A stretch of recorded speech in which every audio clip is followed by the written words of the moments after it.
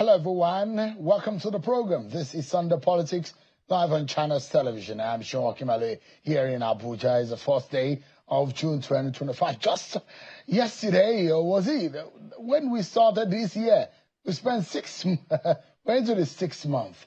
Welcome, everyone. Hoping to be a very great month for all of us all. Well, 2 years ago, precisely on the 29th of May, 2023, President Bola Tinubu stood at the Eagle Square and declared, fuel subsidy is gone. The budget that I've glimpsed before I assumed office and what I've heard is that no provision is there for fuel subsidy. The fuel subsidy is gone.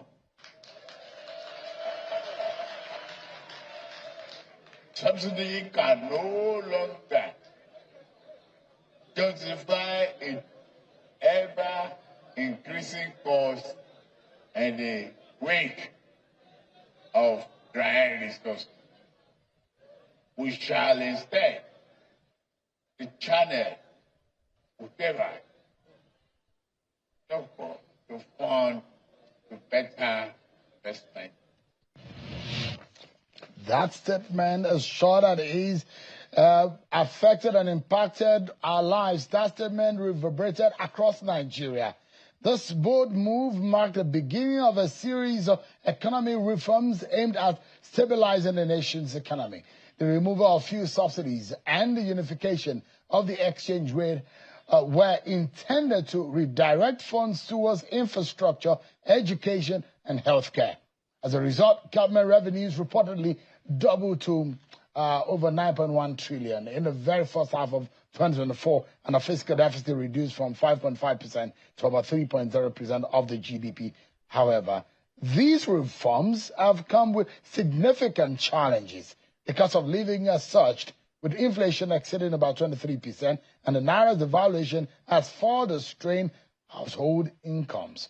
Despite these hardships, the administration has made strides in infrastructure development. And I'm making comparative analysis now of what the president promised in the Renewed Hope Agenda Manifesto and what the president said 2 years later on May 29 in that statement. Some of these efforts include the commencement of the 700-kilometer Lagos-Calabar Coastal Highway and increased oil production to 1.61 million barrels per day. President Tinubu's tenure has been a blend of ambitious reforms and economic turbulence. While the administration touts its achievement in revenue generation and infrastructural projects, the everyday Nigerian grapples with the realities of inflation and reduced purchasing power. As the nation reflects on the past 2 years, the question remains, have these bold reforms laid the foundation for a more prosperous Nigeria, or have they deepened the economic divide? As we mark the second anniversary of President Bola Tinubu's administration, it's imperative to assess the Renewed Hope Agenda on one hand, and that prepared him and the All Progressives Congress, APC, to power in 2023. The manifesto pledged economic revitalization, security enhancement, youth empowerment, and social welfare improvement. 2 years on, the administration in that statement on the morning of 29th of May reports that there has been notable strides. Government revenues reportedly doubled to over 9.1 trillion in Q1 of 2024. And the fiscal deficit reduced from 5.4% to 3.0% of the GDP. Key reforms include the removal of fuel and electricity subsidies and naira devaluation aiming to stabilize the economy. However, these measures have contributed to a cost of living crisis. With inflation exceeding 23% in the energy sector, the administration launched the Compressed Natural Gas Initiative, distributing conversion kits to reduce transportation costs by approximately 60%. The oil industry saw a production increase to 1.61 million barrels per day, aided by reforms addressing gaps in the Petroleum Industry Act. On the social welfare angle, the government established what they call the student loan scheme with about 45.6 billion processed for payment and initiated the Consumer Credit Corporation with over 200 billion naira to aid Nigerians in acquiring essential products. These are all reported in that statement released by the presidency. They also says that more is going to come, but that's as much they've done in the last 2 years. Despite these efforts, challenges persist. The administration's promise to reserve 35% of positions for women, that remains unmet, with women constituting only 16.7% of the cabinet. Security concerns continue, with over 10,000 deaths reported since Tinubu took over office. While the administration touts achievements in various sectors, the lives and the life experiences of many Nigerians reflect ongoing hardships. As the nation progresses, it remains crucial for the government to align its policies more closely with the needs of the citizen, ensuring that the renewed hope agenda translates into tangible improvements in the daily lives of Nigerians. We're getting many reactions, of course, from notable Nigerians on the performance of the Tinubu government. Let me bring you some of this reaction. Yesterday, we saw a former Vice President, Atiku Abubakar, former Kaduna State Governor, Nasir El-Rufai, former Transportation Minister, Rotimi Amechi. They've been speaking about the administration of President Bola Tinubu. They spoke at the public lecture held in honor of Rotimi Amechi, who clocked 60 years yesterday and marked it yesterday in Abuja. Take a listen to what he said. I'll start with Atiku Abubakar, the former Vice President and the presidential candidate of the PDP in 2023 election. I wanted to amend the topic of today to add state weaponization of poverty.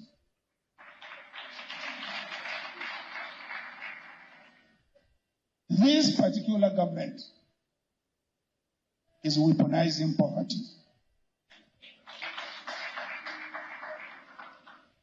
You may call me a conspirator, you may call me anything, and that is why we are in this alliance, to make sure we don't allow them to continue weaponizing policy. The only one who was speaking. His friends who perhaps looking like they're in the alliance are also speaking. Let me allow you to listen to what Rotimi Amechi said. I met President Tinubu in July, and I told him I will not work for him. And I will not vote for him. I did not vote for Tinubu. That is, I told him in advance. Why I'm saying this is because people in Rivers have been writing, he didn't work for PDP, he didn't work for APC, he didn't support Tinubu. I told him in advance before the election, so it wasn't a matter of whether I did or not.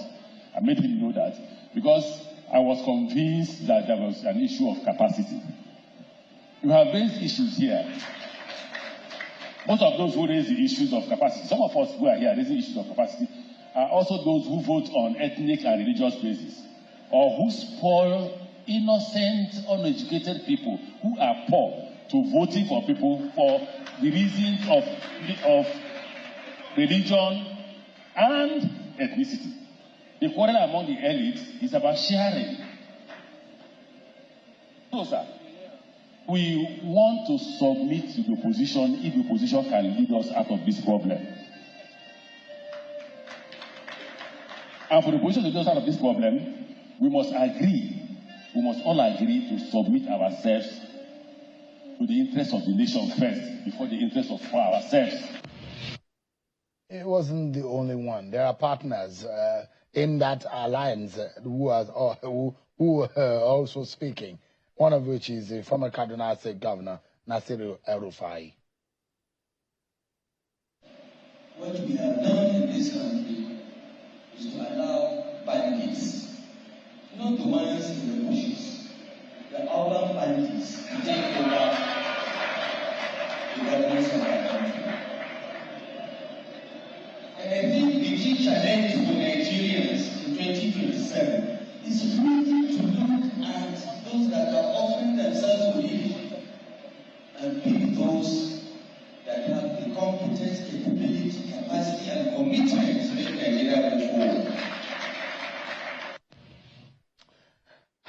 Well, I'm tempted to allow you to listen to the Emir of Kano, Muhammad Hassan, is the former CBN governor. We built overheads and underpasses for ourselves. We build skyscrapers, and we think we are developing. Meanwhile, people cannot come out from their village to go to hospital. Pregnant women cannot get antenatal care. There is no concern, there is no investment in emergency services. Just yesterday, 115 people died in Mokwa from floods. So, I think we should come back to that basic question. Do we love the people? Because if we do, they will not be uneducated. If we do, they will not be malnourished. If we do, they will not die hungry. Those are their views there at Rotimi Amaechi's birthday in Abuja. But I've been listening and hearing a lot of people talking.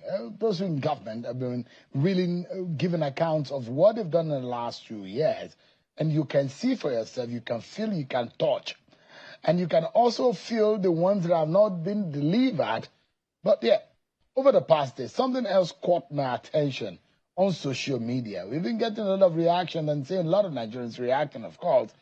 And it was a well-taped reaction of one man that looks young, the presidential candidate of the Young People's Party, the YPP, in the 2023 election, Prince Malik Ado-Ibrahim.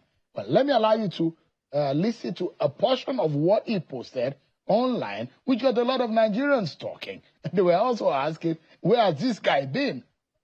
Listen to a portion of what he said. Fellow Nigerians, today marks 2 years since a new administration assumed leadership over our beloved country. As is tradition, the speeches are rolling out with grand accounts of progress, proud declarations of milestones, and lists of promises supposedly kept. It is their right to do so, but it's also our responsibility as citizens not to just listen, but to reflect deeply and respond with honesty.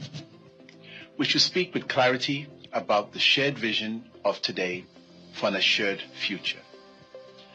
As a former presidential candidate and a citizen of conscience, I do not speak out of bitterness or rivalry, but out of duty. I speak for the silent majority, those whose daily lives reflect a different reality than those often claimed on podiums or printed in press releases. Let's tell ourselves the truth. 2 years into this administration, Nigeria is still adrift. The cost of living is unbearable, with inflation driving more families below the poverty line.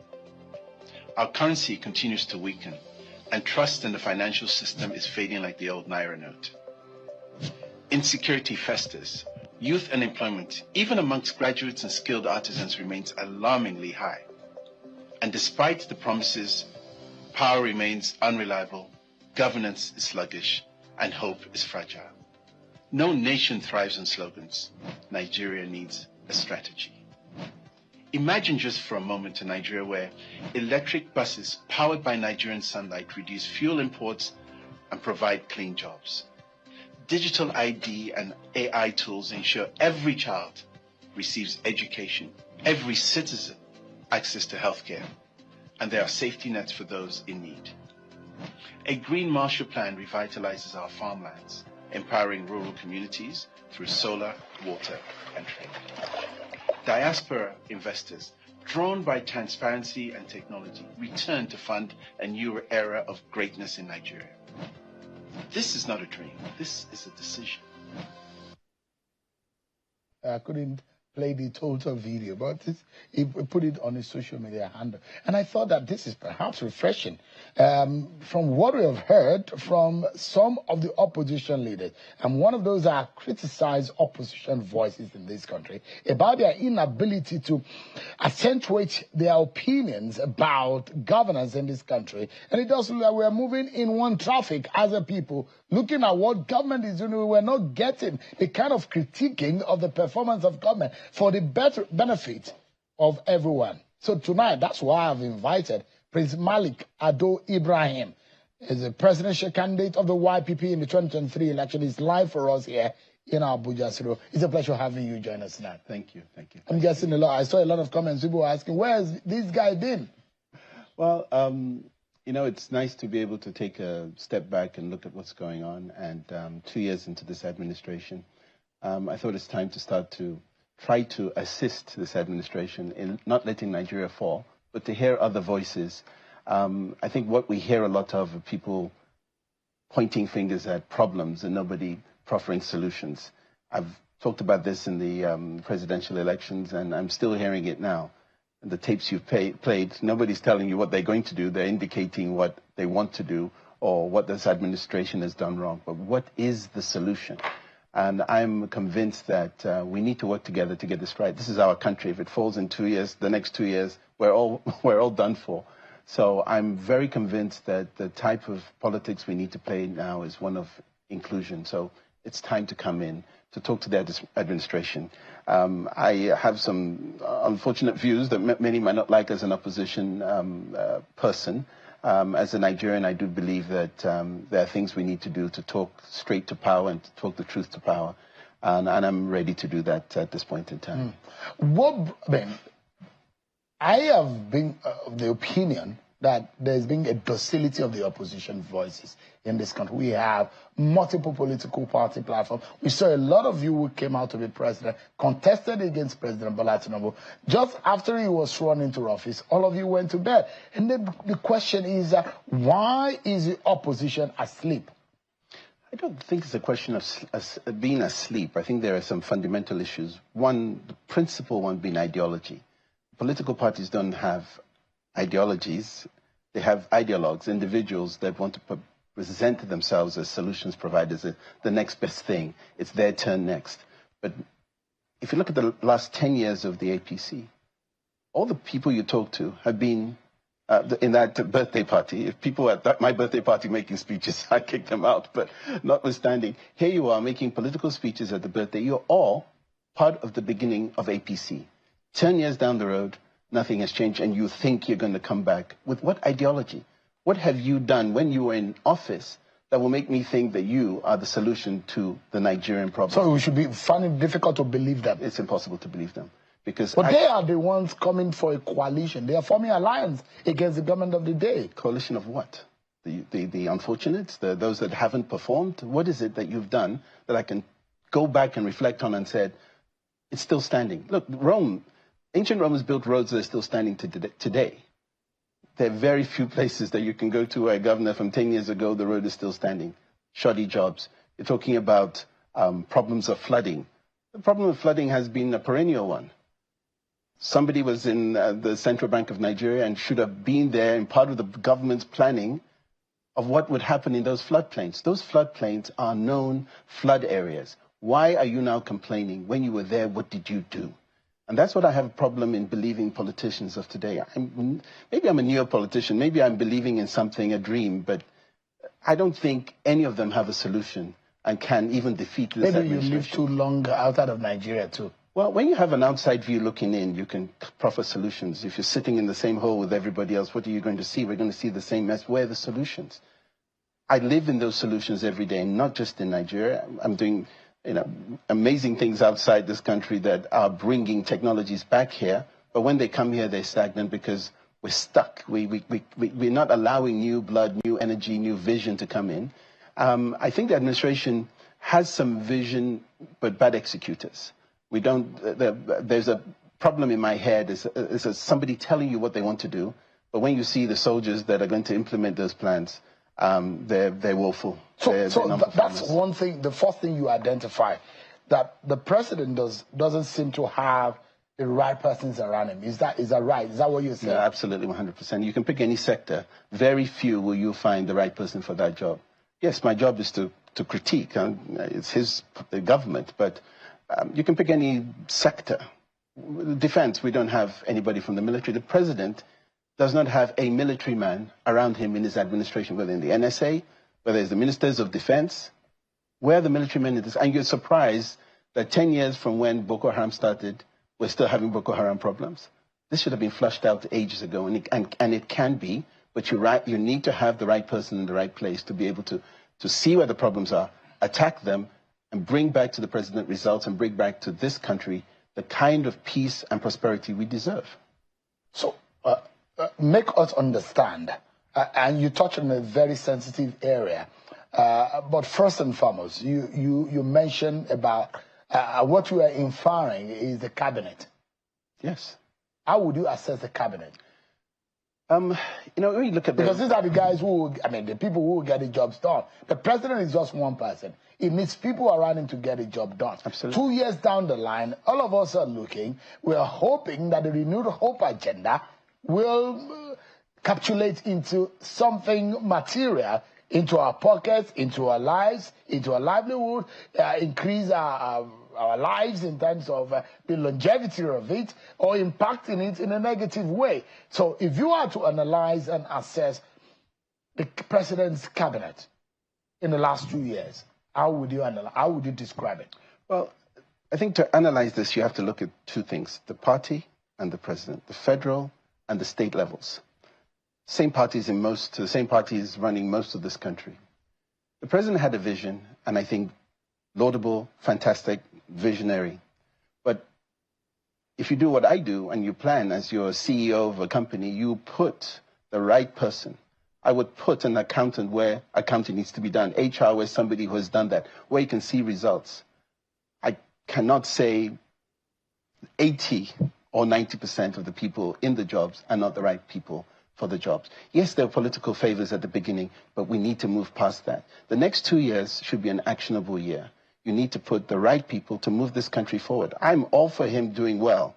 The ballot time is a different time. But right now, we need to all put our hands together to be able to move this. So you pick a sector, any sector, and I dare you, I can give you a pass or a fail or a position. Power sector. Well, as you know, that's one thing that I champion. Woeful. Absolutely woeful. We're doing the same thing over and over again. Transmission, generation, discos, the way they're set up is archaic. It's an old structure. When we're in a modern time, when we can do a lot of different things in a very quick and efficient way, where we have modernity that can place power in independent, standalone locations without worrying about the transmission line moving this or that. I'm of the personal belief the north of this country can power this country, if there is a willingness to do so. And that we don't need money from the government to do that. There's a lot of external funds to do that. But when you are battling for trillions of naira to fix a problem that is worth more than the trillions you're dealing with, you're only going to plug a little bit of a big hole. And we failed in the power sector. And without the power sector, inflation is going to rise. Productivity is going to be at an all-time dismal level. Education is low. Healthcare. That is the fundamental hub of everything we do in this country. Even the military need power to be able to execute the things they do. So we're spending money unnecessarily on fossil fuels, on importing products, wondering whether the Dangote refinery works or Port Harcourt is working or not, when we can have multiple streams of fuel and the energy mix can be so much more beneficial to us. What I like to say is we're using God's power. We're using the power of the sun. We're using the power of moving water to be able to bring power. We're still stuck in generation times. And for me, it's pointless. If you were President Tinubu, what would you do differently? At this right point, now, in the halfway mark, what would you be doing differently? I would be looking for ways to move my political players out of the way and bring technical people that can drive my agenda, show Nigerians result. If I was him, I'd want to win in 2027, hands down. So I would want to be able to put those positions into play as quickly as possible and let Nigerians see tangible results. And they're not difficult. Would electricity be a big deal if he's going to give an account of his 4 years at the end of the day? It is the most that touches all of us, rich, poor, healthy and unhealthy. Fix that. They're fixes that you can see. They're gradual. They're implementable. You can go to the Global Green Fund, raise money. You can create environments where private sector comes in, give power purchase agreements, investors come in. I have a lot of investors that look at Nigeria and want to come in, but the enabling environment is not there, or governments haven't signed taxation treaties or investment treaties, and you're wondering, how come the basic things haven't been done and we're running around looking for money, But treaties have not been signed with, some very, very important countries that want to invest in Nigeria, but they're not going to invest here if you don't have a taxation treaty, an investment treaty. So fixing electricity is not a big deal anyways. Is that what you think? I don't think it's a big deal. I think in a year, look, in Saudi, they put 7,000. But it's a rocket science or beyond that. In fact, it's a bigger deal than going to the sun or going to the moon as far as electricity is concerned. I've lived well over 40 years, and I tell you that I've not experienced 24 hours power supply since I was born. And I'm also having children, and they are also complaining of the same problem I complained to my parents. So it's a big deal for us. It's a big deal for us. It looks like only God can solve it. God can, but we need to go to God with those solutions. Solar, storage, wind. These are things that the earth is made of. We don't need to always keep digging for this stuff. This stuff is in front of us. We hide from the sun. I run an office in Jabi that has been off-grid for almost 3 years. We even have the AEDC coming to ask us why we don't use, the money we've put on the meters, because we're bypassing and all sorts of things. You know about the farm in Adama. You see what we're doing in South Africa, 200 megawatts of power in Johannesburg within 3 months. Saudi has a project with us for 7 gigawatts, which our partner companies delivered in 7 months. That's almost double what Nigeria is distributing. So there's nothing here you're going to tell me that is not fixable. And that's just the power sector. So if the president were to fix electricity, he could do it in less than a year. Is that what you mean? I think in the next 2 years, he could easily double what we see today. I can stake a reputation on that. This is not rocket science. This is not even science fiction, it's science now. But if you don't know, you don't know. You've just touched on electricity. But those who come to Lagos, that's one sector. Those who come to Abuja, rather, and see the street of Abuja will applaud Nyesom Wike, the Minister of FCT. Those who have had problems with their passport will applaud Olubunmi Tunji-Ojo in interior and some of the efforts being made in that sector. Those who see the coastal highway will applaud David Umahi for what he has done. But if you look at every other sector, which area gives you concern? I think fundamentally it's healthcare and the digital passage of Nigeria. Look, I'm a Nigerian, so we're the #1 country on this continent, and we don't carry that weight. We're big for nothing. We're not saying the right things. Look, this country does things amazingly elsewhere, but at home we seem to be able to trip over our own selves. We're crabs in a basket pulling each other down. The fundamental issue of Nigeria is not that we don't have the talent, we don't have the knowledge, it's just a leadership issue. I'm not saying that it's not a problem that every other country has. You can pick the United States, you can look at what's happening in England. We have a leader that has given a vision, but I'm not sure that those that are working with him have understood how to deliver on that vision. And they're not reaching out to people locally. Some of these solutions are here. So the digital age, artificial intelligence, healthcare, that also falls within artificial intelligence. But all these things that I'm talking about will not work well without the power sector. So we have to have a Marshall Plan. And then if you skip that and go to where is Nigeria's next big thing coming from, I can honestly tell it's agriculture. But not in the agriculture that we're talking about today. It needs the digital age to implement it. Looking at agriculture, mechanizing, looking at how we use this problem with the floods. We're not channeling water, we're not storing water. We have perennial, annual issues of water flooding. We can use that for irrigation. We should be able to use our digital knowledge to be able to know when these things are happening and plan in advance for these things. But again, the issue is still not the vision, but the execution. And I'm still having difficulty understanding why we cannot execute. We do it in other things, but we cannot execute as a nation. First, you have a problem with the crop of people that the president has put around here. And you're talking as though you want him to dismantle that cabinet and rejig it. Look, most people in the opposition are saying the guy's got to go. I'm saying, no, the guy's got to fix it. Because you cannot go to a building that has collapsed and think you're going to have enough time to build it. Those that you're talking to today are going to be your enemies tomorrow. Yes, you're in the opposition, but also indicate where you think solutions could be had. Now, my own opinion, yes, most of what the president has, as far as his cabinet is concerned, they should be refreshed. They're done. So the halfway mark is a good time for him to do that. He's done it once. Yes. Took out 3, reshuffle and put some pieces here and there and move them around. But you think that he needs to do more? Is that what you're saying? But there is no knowledge is not something that you can have and just assume that nobody else has it. They're smarter people than me. I just have an opinion. So my opinion is, yes, he needs to freshen up this. He needs to give people more confidence. I think he needs to have a plan and get those who can implement those plans. Not just give a guy a post and say, you're a health minister, go do healthy stuff. You need an administrator. So the president's reputation is on the line.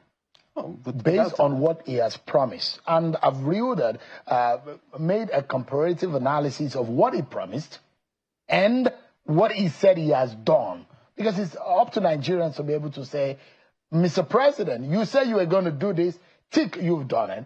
Mr. President, you said you're going to do this, tick, you have done it. On this one, no, you have not done it. It's up to Nigerians. And I'm hoping that there will be civil engagement such that Nigerians will stand up and be able to say, now we want to mark and assess our president based on what he has done. And part of what we are doing tonight, yes, it's good to talk to those who are doing the job, but it's also good to talk to those who are on the outside because they are the ones feeling the brunt. We do not know as much as what they're doing, but we feel what they are doing. So in essence, if you summarize whatever the president had done and his team in the last 2 years, from a scale of 1 to 10, how would you assess 10 being the highest? I think we're at 5. I really think we're at 5. That's a pass mark. It's not that it's a pass mark. You can't repeat the class with 5 over 10. Well, we can't repeat the last 2 years. Nobody wants to do that. We want to improve that student. So that's still a poor performance. As far as grading. Absolutely. I'm not giving a pass mark because I think, he's a president of a country. It's difficult. With the things he's doing, we don't even know he has problems that we're seeing now. Leadership is not something that easy. You just wake up and these guys that are coming on the early part of your show saying they're going to do this and do that differently. What did they do when they were there? The man's got some issues, definitely, but I guarantee you, as far as I know, not any of them have the capability to do better than he has done. So the Amechis, the El-Rufai, the Atikus of this world, you don't think they can be, performance-wise, they can't match what Bola Tinubu is doing? I don't think so. I don't think so. And I have a clear point to this. My father, may his soul rest in peace, told me one day, he said, look, all these things that you're saying and you're doing, when you get there are other problems you are going to see. The person who wants to take over from this president, none of them have ever been a president before. Except no, Atiku Abubakar, who was a vice president. It was this close. That close, but you're a spare tire. Whether you like it or not, you're not there to rule. It is the president. They voted for him. Now, when you get into that job that you want, do you know what you're going to face? Countries have different problems. Economies change. The world changes. Can you match that? We need a young-minded person when this administration is over. And I'm telling young Nigerians, if you do not participate in politics, if you do not know what democracy is, then you're not in this country for the betterment of this country. Look, some of us don't need to be here. We are here because I believe this is a better country than most that I've been to. It has everything.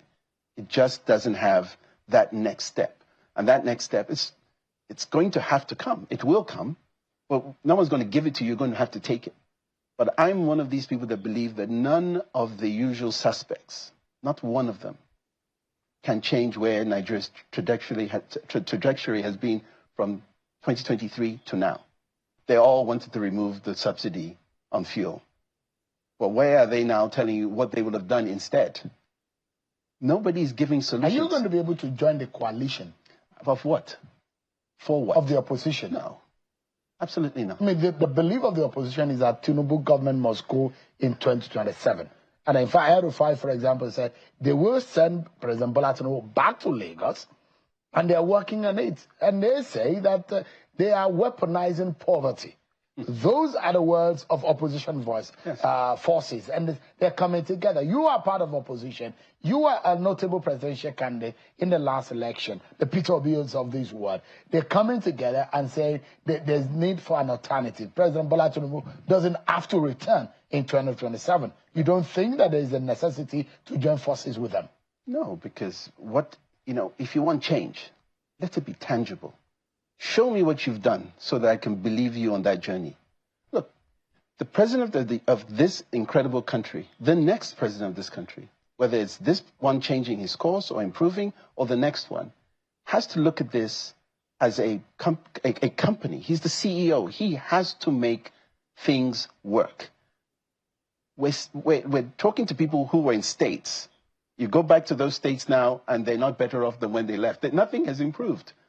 They're fighting. This one is going to lawsuits with this one. This one didn't do that.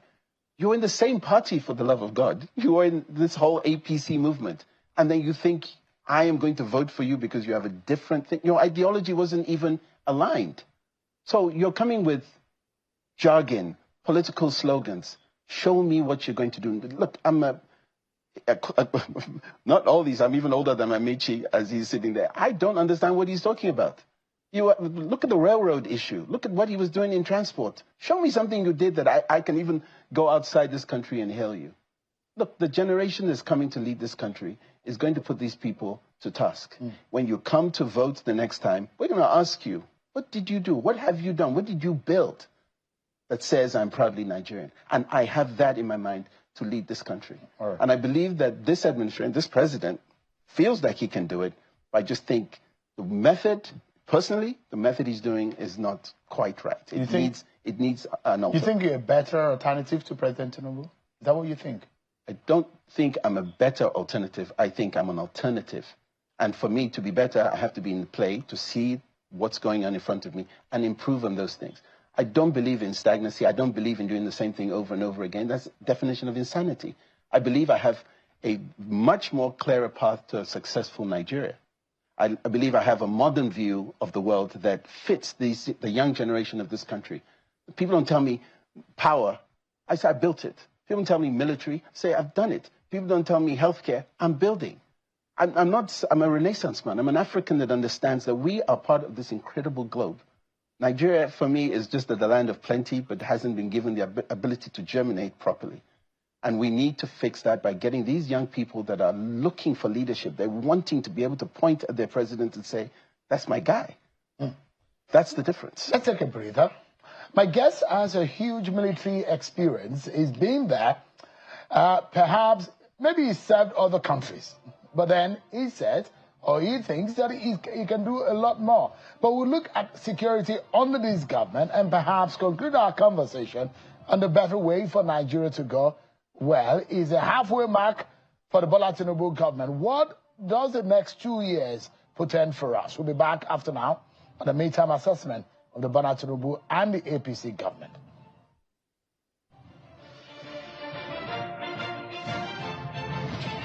Back, everyone. Let's continue our conversation with the presidential candidate of the YPP in the 2023 election, Prince Malik Ado-Ibrahim. Thank you so much indeed for your time.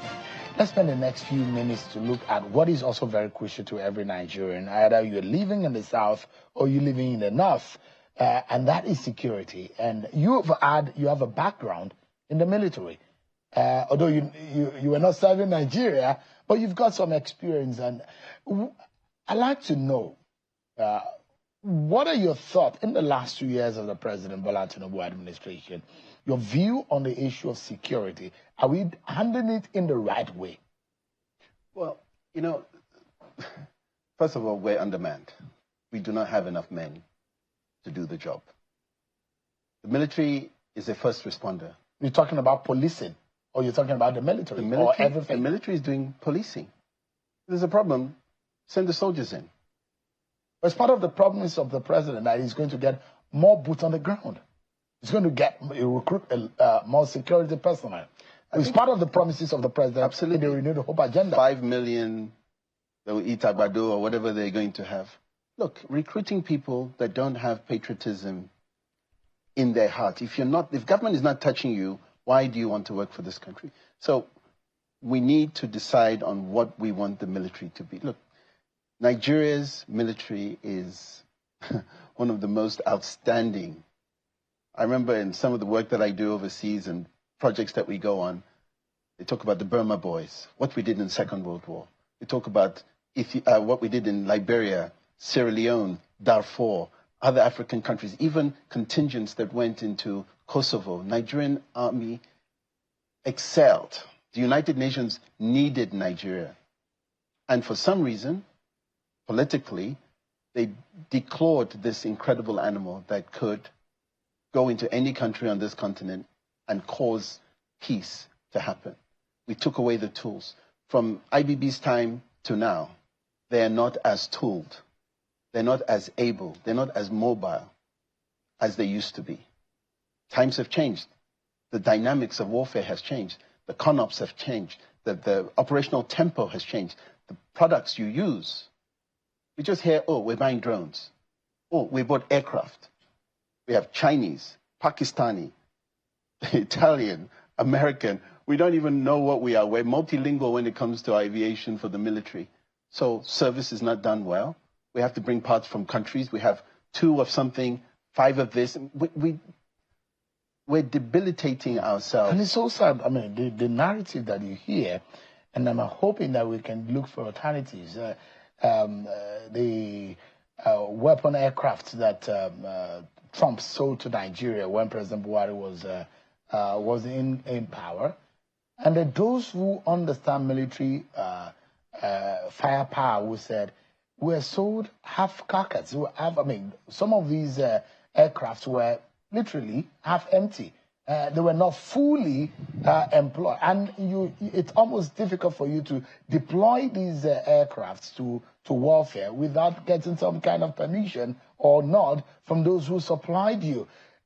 Are we somewhat caged in our ability to be able to prosecute the warfare using all of these technologies? The tempo of operations is completely devoid of a direction. A CDS will come in today, Chief of Army Staff will come in tomorrow. He has a different war plan. So, Super Tucanos, great aircraft. We don't need supersonic aircraft. We need aircraft that can perform in tight environments when they're not super loud. They're not like the MI attack helicopters that we had. We've employed the attack helicopters from Turkish aviation industry. But very few, bad maintenance.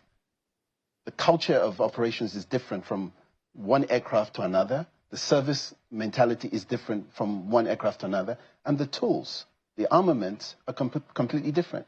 We go into countries that have restrictions on ITAR, saying you cannot have this because the Leahy law says that human rights issues are your problem. Let's go to Turkey. They were an absolute case. Let's model ourselves in that vein where non-ITAR issues, we can get the weapons that the end user wants to use. We have a direction for the military that is continuous, that is uninterrupted, that has a start and a finish. And I just don't see that. I think it's epileptic. In my own opinion, we don't have the right kind of tools on the ground, and we don't have the management skills at the ministerial level that can tell the end user what the political agenda is for this country, because that's where it needs to start from. And I also am of the belief that the end user should not have the budget. That should stay at the presidential level. Personally, if I was the president of this country, I'd be the Minister of Defense. I need to know not Minister of Petroleum. The security of this country far outweighs what industry should be doing. In my opinion, a secure Nigeria is a best country to live. And that's because you have a military experience and background. Well, it's also because I'm a student. I go to countries and learn and see.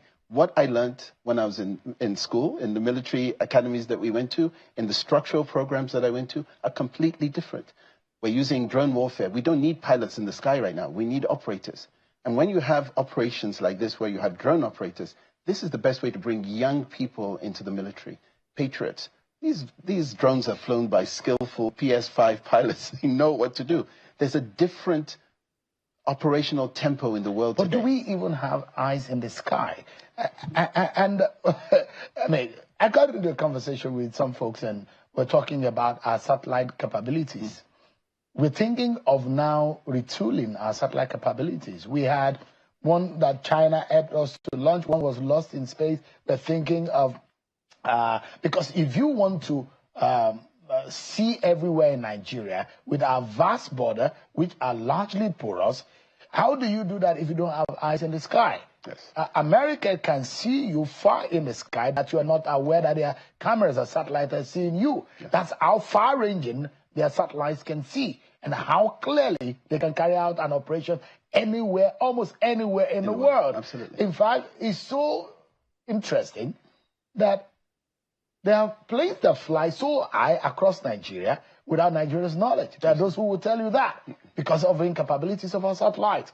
I mean, that's one area that you have expertise in. Well, I worked with NAJCOMSAT a while ago and realized that the Obasanjo's administration vision of satellites in the sky, eyes in the skies, telecommunications up there was fantastic. As soon as he left, nobody paid attention to it again. And this is our culture of lack of continuity.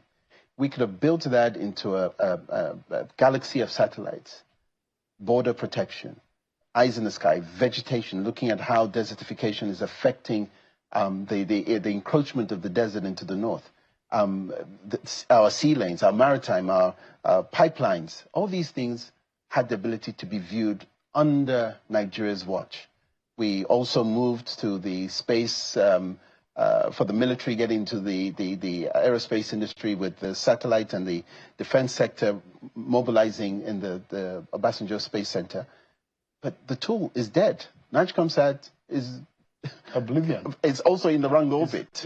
It was really? Launched into the wrong orbit, blocking Turksat. I mean, there's so many things that we've not told the public. But if we brought the right minds together and said, how do we fix this problem? They're low-orbiting satellites, they're microsatellites, they're geosatellites, MEO-satellites. We don't need those big satellites anymore. Starlink is a MEO-satellite. It's not up there thousands of kilometers in the sky. It's running on a different level. We don't have the money to do that. We have the money to be able to do something different. But can we, if I say militarize, can we secure this country without those form of satellites to see everywhere? Especially our porous borders. We have a huge border issue. It's not just satellites. It's intelligence. It's humid. Yes, there's ISR looking at space and reconnaissance, surveillance. It's not the one thing that can fix everything. It's a combination, a plan, an action plan, and one that is maintained administration after administration. And in order to do that, you're going to have to create jobs. You're going to have power. You're going to have to enlighten the citizens, and you've got to know what you're looking for. And we don't seem to have that. Look, I can easily criticize this administration. That's not what I think is the right thing for us to do now. A better Nigeria from 2025 onwards, for me, is a better Nigeria for all of us to live in. And perhaps the way we're going to anchor on this program is, and I would like to get people's views on whether or not we're on the right track. If we were on the right road in our journey, certainly we will get there. But if we're on the wrong path, we'll never get to our destination. Yes. But in your own view, do you think that this government is leading Nigeria in the right direction? I think it could. But not yet. I don't think it... I don't know if it wants to. I don't know if it's too aware of where it wants to be. But all I can say is, please do not leave us blind. Carry us along. Bring the country. You leave. Look, you should win 2027. They didn't want you to win in 2023. I don't see anybody displacing him in 2027 that has any kind of guts to do so. The man is a politician. He understands the way Nigeria works. All I'm telling my brethren is, get ready. Prepare yourselves. Right. If you're not ready by 2027 for him to continue, vote. Look, the alternatives are there. You're going to have to fight for them, you're going to have to fight for them, and you're going to have to fight for this country, and that's the best we can do. Prince Malik Ado-Ibrahim as a YPP presidential candidate in the 2023 election. Thank you so much indeed. Thank you. Thanks Always for a pleasure having you tonight on the program. Well, that's our show, but before I go, here is my final word tonight. I'm worried about the flooding. Well, is it a nation drowning in denial? Once again, tragedy has struck. This time in Mokwa in Niger State, where torrential rainfall submerged homes, swept away livelihoods, and claimed the lives of about 150 Nigerians. The scale of devastation is heart-wrenching. Entire families have been displaced, farmlands destroyed, and communities rendered desolate overnight. Our hearts go out to the bereaved families, the people of Niger State, the survivors clinging to hope, and the government of Niger State, now left to manage the unbearable aftermath of yet another preventable catastrophe. But while we mourn, we must confront a brutal reality. And this was not an act of God, but a consequence of consistent institutional failure. Meteorological agencies had issued early warnings, ideologies had raised red flags about dam pressures and floodplain risk. Yet, nothing meaningful was done. No drainage, re-engineering, no proper resettlement plans, no investment in flood defense infrastructure. What a sad narrative. We ignore the signs, and now, once more, we count our dead. The Niger State disaster is only the latest in a grim of series of annual flood tragedies that expose the soft underbelly of our national disaster preparedness. Some experts are saying the cause could be climate change, unregulated construction, and poor drainage infrastructure. Don't forget, in 2022, floods affected over 4.4 million Nigerians, displaced more than 2.4 million people, killed 662 citizens, and damaged over 569,000 hectares of farmland, plunging millions into food insecurity and costing the nation between $3.79 billion and $9 billion in economic losses. Yet, despite these staggering statistics, funds allocated to ecological and emergency management remain shrouded in opacity and bureaucratic inertia. Politicians make grandiose speeches while the ecological fund continues to gather dust or mysteriously vanish into the vortex of mismanagement.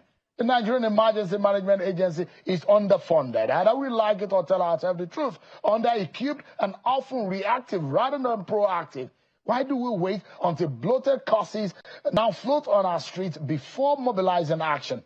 Why do budgets pass, committees meet, and warnings sound only for government responses to remain paralyzed by indifference? But governance is only one side of this dereliction. We, the people of Nigeria, are not blameless. Our disregard for environmental laws, from indiscriminate dumping of refuse in waterways to illegal construction on floodplains, continues to aggravate already fragile ecosystems. This is a national emergency, not just a seasonal inconvenience. The Nigeria Meteorological Agency has again issued dire warnings, and state government needs to listen and listen well. The 2024 and 2025 rain patterns will be erratic, they've said it, and it will be extreme. Citizens must heed evacuation alerts, protect their environment, and hold leaders accountable. No death should ever happen again before we act. This moment must be a national awakening, a collective reckoning with the cost of our negligence. Government at all levels must deploy resources transparently and swiftly. Emergency response must be anticipatory, not reactionary. And above all, the lives of Nigerians must be treated as sacred, not as footnotes in another rainy season disaster report. If we fail to learn from Mokwa, from Bayelsa, from Kogi, and from every past flood season, then we are not victims. We are all accomplices to our own destruction. Let's wake up. Climate change is real. Scientists have found that climate change has contributed to the increased ferocity of the flooding in recent years. The rains are here. We have been warned. Let us now act decisively, responsibly, and urgently. And that is my final word tonight. That's our show for tonight, everyone. And thanks for watching. I'm sure Kimberly. God bless you.